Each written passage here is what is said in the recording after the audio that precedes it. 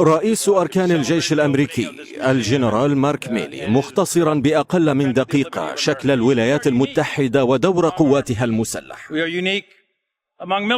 نحن فريدون بين الجيوش. نحن لا نؤدي اليمين لملك أو ملكة أو طاغية أو دكتاتور. نحن لا نقسم بالولاء لفرد أو بلد أو قبيلة أو دين. نحن نقسم على الدستور، وكل جندي وبحار وطيار ومشاة منا سيحمي ويدافع عن تلك الوثيقة بغض النظر عن الثمن الشخصي. هذا على ما يبدو ما جعل من أمريكا قوة عالمية بجيشها واقتصادها وتنوعها. وبهكذا جيش أقسم على الدستور ينتخب الشعب الأمريكي رئيسه السادس والأربعين. كلمة ميلي تبدو واضحة صارمة موجهة للرئيس دونالد ترامب بنهاية ولايته ومهمته وفقا للدستور، والاستعداد لمغادرة وظيفته في البيت الأبيض وفقا لذات الدستور. وعليه ورغم محاولات ترامب تقليد بعض الدكتاتوريات والطغاة، فكل ما بوسعه فعله في أيامه المتبقية وبكل بساطة التقاط صور تذكارية قبل المغادرة. فالجيش وفق رئيس هيئة أركانه لا يحمي ملكا أو طاغية أو دكتاتور.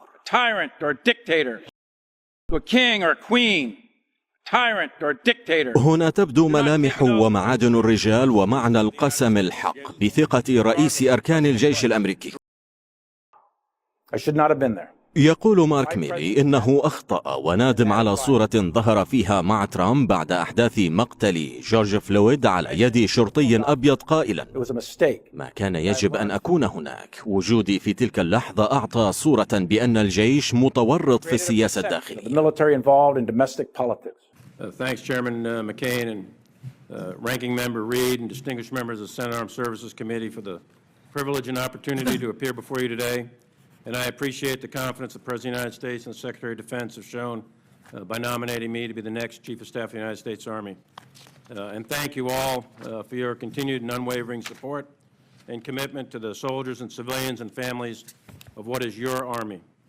And as your Army is the strength of our nation, our soldiers are the strength of our Army, and all of their families are the strength of our soldiers.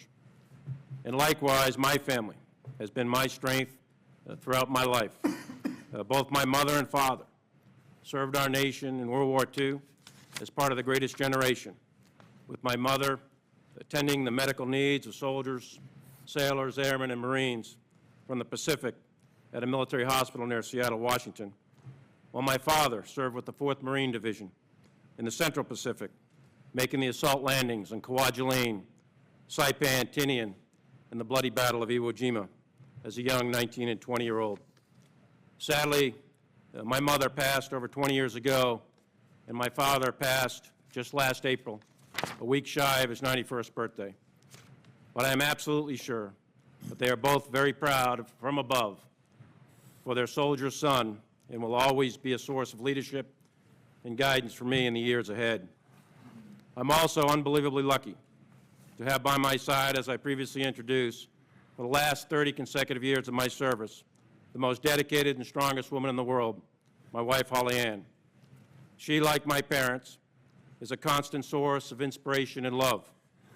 For many years, during 7 contingency deployments on various operations and thousands of days of training, Holly Ann has essentially been like so many Army spouses, a single parent who has raised 2 wonderful children who are now young adults, our daughter Mary Margaret and our son Peter, who unfortunately could not be with us today.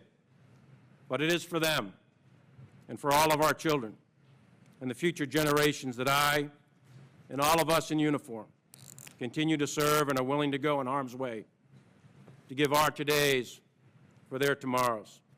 And I'd like to just take a moment and recognize Holly Ann as a representative of all the Army families, of all the Army spouses, and for their incredible resilience, service, and sacrifice.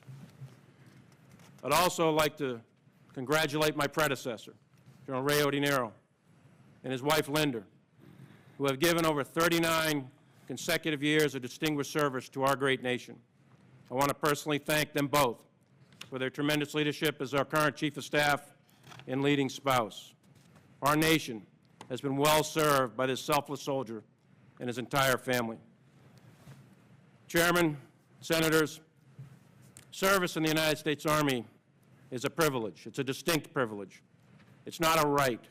It's a privilege, and it's earned the old-fashioned way, through hard work and meeting exacting standards of discipline and excellence. And your Army's contract with the American people is a combat-ready force built around our nation's most valuable asset, our sons and daughters, who become soldiers of character in the best-trained and best-equipped Army in the world. And our fundamental task is like no other. It is to win, and to win in the unforgiving crucible of ground combat. There are many other tasks and roles and missions that your Army can do as part of our joint force, and we perform those every day in support of our nation's interest. We assure allies, we deter adversaries, we shape outcomes and build partner capacity. We provide foundational capabilities to enable other joint forces in a variety of ways. We provided needed help to victims of disaster. But our reason for being, our very reason for being, at the very core of what it means to have an Army, it's to win, and to win decisively in ground combat against the enemies of our country, so that American citizens can enjoy life, liberty, and the pursuit of happiness. And every year, 120,000 of America's sons and daughters raise their right hand to take an oath of allegiance to serve our nation in the uniform of your United States Army. And in return, we make the commitment to develop them as soldiers, as leaders, and importantly, as citizens. These soldiers are the core of our all-volunteer Army, made up of three components: the active, the National Guard, and the Reserve. We are a total Army. We are, in fact, one Army. We're America's Army. And all of us, from private to general, come from the people. And we are dedicated to give our life and our limb to serve the people. And we do it with great pride in a cause that transcends ourselves. I have huge confidence in our Army today. I have served in it in both peace and war. And right now, we have the most skilled and combat experienced Army in the nation's history. But in this time of increasing instability, of increasing uncertainty throughout the globe, we must squarely face and solve significant challenges, as Chairman, you mentioned, in manpower, readiness, and modernization. If confirmed as the Chief of Staff of the United States Army, I look forward to working with this committee to get the Army the resources it needs, and I also pledge to be a careful steward on behalf of the American taxpayer, whom we recognize we all serve as well. And finally, if confirmed as Chief of Staff of the Army, I will ensure that the Army meets the expectations of the American people. The American people have expected your Army to fight and win our nation's wars at any time, any place, and your soldiers are ready to do that today, as we have done for 240 consecutive years. Today, we have a great Army, and we stand on the shoulders of those who came before us. It will be a tremendous honor to lead our soldiers of today as their Chief of Staff, and I thank each of you, without whom we would not even have an Army. I thank you for the opportunity to appear here today, and I look forward to your questions.